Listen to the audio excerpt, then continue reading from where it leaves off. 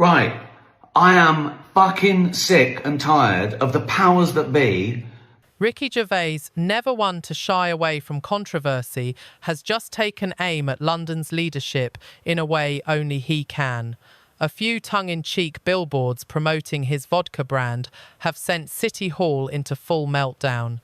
What began as harmless satire has somehow been treated like a national security incident. The billboards carried lines such as asterisk, enjoy life, you'll be dead soon, asterisk and asterisk, welcome to London, don't forget your stab vest, asterisk, dark humour, yes, but also a pointed reflection of the city's reality. And here's the uncomfortable truth. The outrage says far more about the authorities than it does about the comedian. Instead of tackling the crime, the stabbings, or the visible decay of the capital, the Greater London Authority decided the real problem was Ricky Gervais making jokes. They ordered the billboards torn down almost instantly, no debate, no defence, just censorship masquerading as civic duty. All the while, other lines like asterisk, drugs this good, are usually illegal. Asterisk and asterisk, your tube driver's favourite morning drink, asterisk, were clearly satirical, harmless, and unmistakably British in tone. But apparently, London's political class has lost its sense of humour and its tolerance for truth told through comedy. Ricky's reaction? Outrage, and rightly so, because when a society begins silencing its comedians, it's not humour, it fears, it's honesty. Right. I am fucking sick and tired of the powers that be banning my fucking billboards and adverts for Dutch Barn. Sometimes there's just nothing wrong with them, right? One that was meant for the tube station just had me having a drink and it just said, one day you'll be underground for good. That was it. They went, no, can't have that because it might make people think, oh, because life's short, we should drink to excess.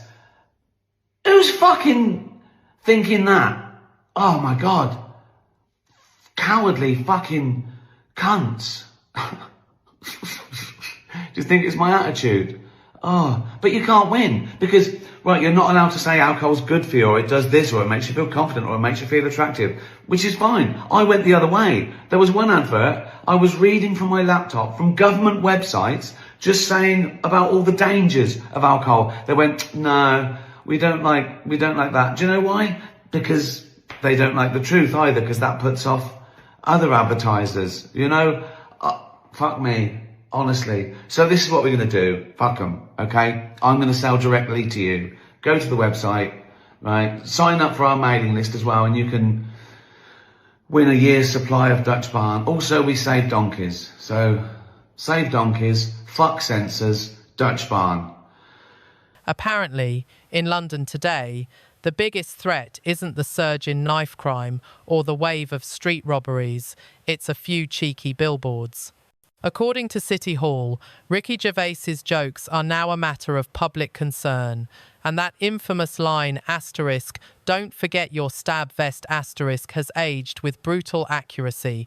It could almost be printed on the city's welcome signs, because the truth, as ever, cuts deeper than the satire. The reaction from the public was immediate and telling. Most Londoners saw the humour for what it was, sharp, funny and painfully honest. But Transport for London took a different view, rushing to clarify that the ads hadn't been submitted for approval.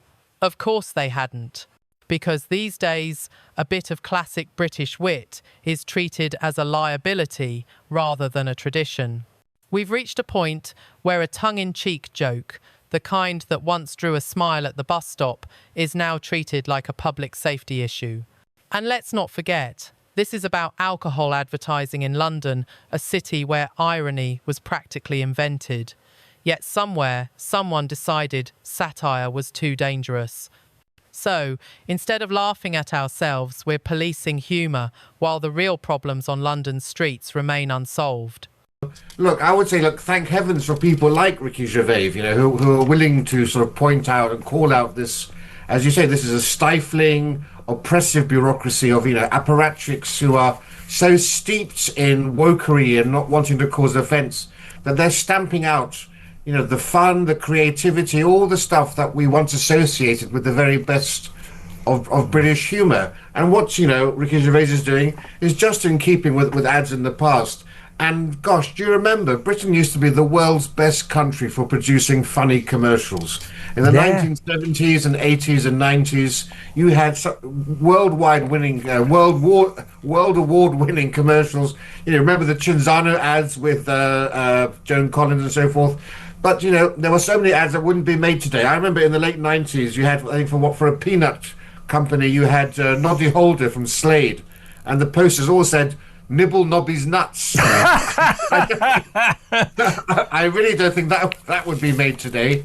Apparently, in London today, the biggest threat isn't the surge in knife crime or the wave of street robberies, it's a few cheeky billboards. According to City Hall, Ricky Gervais's jokes are now a matter of public concern, and that infamous line asterisk, "Don't forget your stab vest asterisk" has aged with brutal accuracy. It could almost be printed on the city's welcome signs, because the truth, as ever, cuts deeper than the satire. The reaction from the public was immediate and telling. Most Londoners saw the humour for what it was, sharp, funny and painfully honest. But Transport for London took a different view, rushing to clarify that the ads hadn't been submitted for approval. Of course they hadn't, because these days a bit of classic British wit is treated as a liability rather than a tradition. We've reached a point where a tongue-in-cheek joke, the kind that once drew a smile at the bus stop, is now treated like a public safety issue. And let's not forget, this is about alcohol advertising in London, a city where irony was practically invented. Yet somewhere, someone decided satire was too dangerous. So, instead of laughing at ourselves, we're policing humour, while the real problems on London's streets remain unsolved. That's the thing about offence, isn't it? When people say they're offended, it's that just because you're offended, it doesn't mean you're right, you know? It's...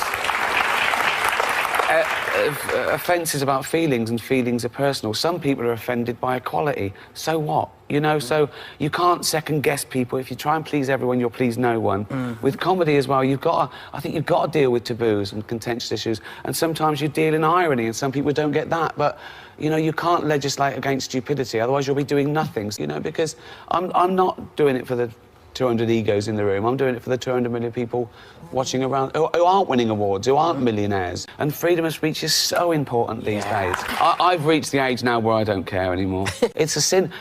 Not to joke about all the bad things, that's a waste. Because that's exactly what we should joke about. If you can laugh in the face of adversity, you're bulletproof. If only we'd taken that advice to see things in perspective, instead of becoming this strangely fragile version of a once tough-minded nation. Because let's be honest, what did censoring Ricky Gervais's billboards actually achieve? Especially the one about the stab vest. The irony couldn't be darker. That very message ended up foreshadowing a real tragedy. The horrific stabbing on the Doncaster to London train over the weekend, where 11 people were injured. That wasn't satire. That was Britain's reality catching up with its own denial. Now, of course, there's a reasonable discussion to be had if the authorities genuinely felt one advert was too sensitive in light of recent violence. Fair enough. But let's be clear, the rest were harmless, witty, and unapologetically British. A bit cheeky, yes, but hardly dangerous. And that's the heart of the matter. You don't have to agree with Ricky Gervais. You don't have to enjoy his humour or his sharp-edged way of confronting society. But you cannot silence someone simply because you disagree with them. That's not safeguarding, that's censorship disguised as sensitivity. So what do you think? Is this an act of responsible moderation or censorship in plain sight? Let us know your view in the comments below.